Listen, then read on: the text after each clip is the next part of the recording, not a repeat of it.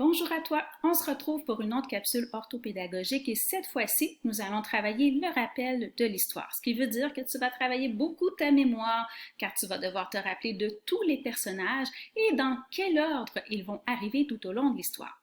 Pour faire cette activité, nous allons utiliser une œuvre de Mario Ramos. C'est un auteur et un illustrateur qui a écrit plusieurs livres jeunesse ayant pour personnage principal le loup. Alors, par exemple, à gauche de ton écran, tu peux voir C'est moi le plus beau et à droite de ton écran, tu peux voir C'est moi le plus fort.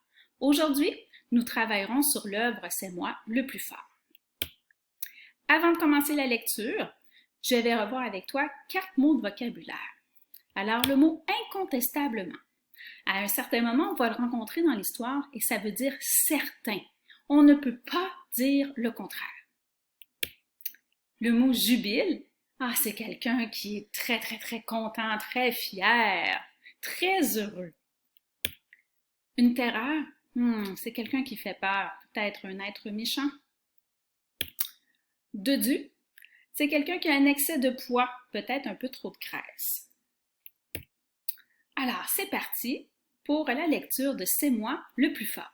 Tout au long de cette histoire, je m'attends à ce que tu lis en même temps que moi. Et tu peux aussi t'amuser à faire changer ta voix. Lorsque tu vois les guillemets qui encadrent une phrase, ça veut dire que ce sont les paroles exactes d'un des personnages. Alors, essaie de faire comme moi. Moi, je vais tenter de le faire tout au long de l'histoire, de changer ma voix lorsque c'est le loup et de changer ma voix lorsque c'est un autre personnage. C'est parti! Un jour, un loup qui avait très bien mangé et n'avait plus faim du tout décide de faire une petite promenade dans les bois. C'est l'idéal pour bien digérer, se dit-il. Et en même temps, j'en profiterai pour vérifier ce qu'on pense de moi. Rencontre un joli petit lapin de Garenne. Bonjour, belles oreilles. Dis-moi qui est le plus fort, demande le loup.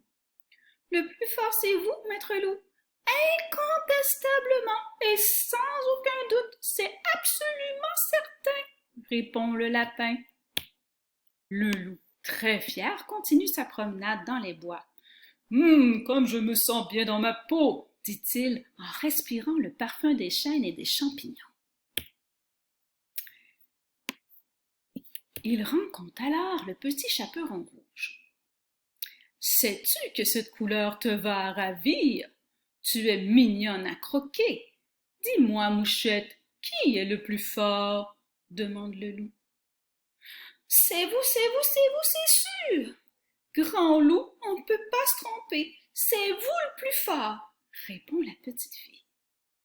Et là, je vais attirer ton attention sur le mot « tu es mignonne à croquer ». Pourquoi il dit ça?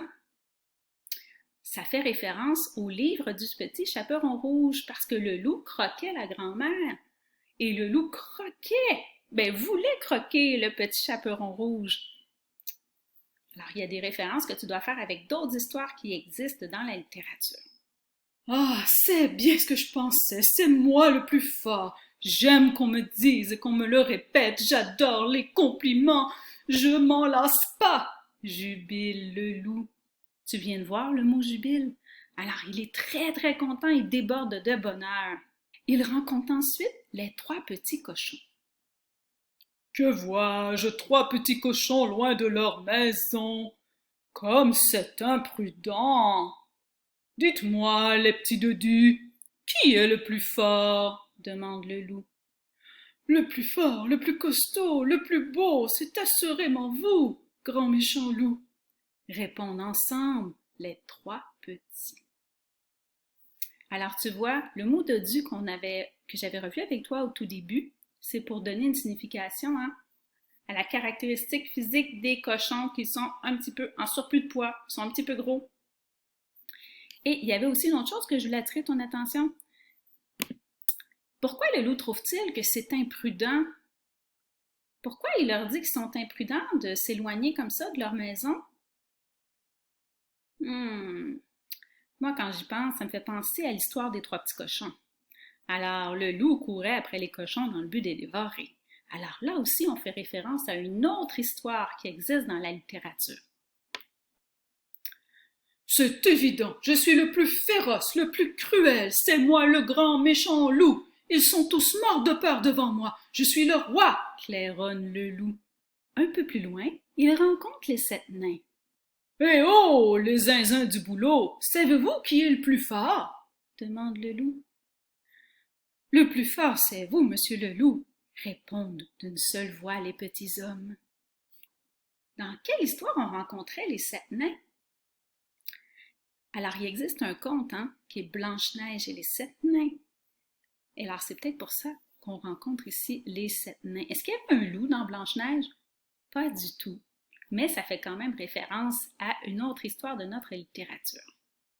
Ah, c'est clair, c'est net, ça ne se discute pas. Tout le monde le sait. Je suis la terreur de ces bois. C'est moi le plus grand des méchants, proclame le loup. C'est alors qu'il rencontre une espèce de petit crapaud. Salut, horrible chose. Je suppose que tu sais qui est le plus fort, dit le loup. Oui, bien sûr. C'est ma maman, répond l'espèce de petit crapaud.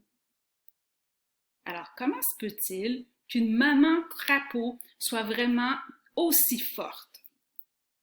Alors, ça fait pas vraiment de sens, hein? Quoi?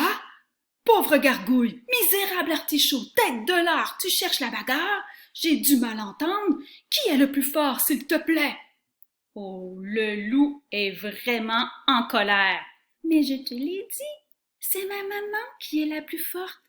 Et c'est aussi la plus gentille, sauf avec ceux qui sont méchants avec moi. Répond le petit dragon.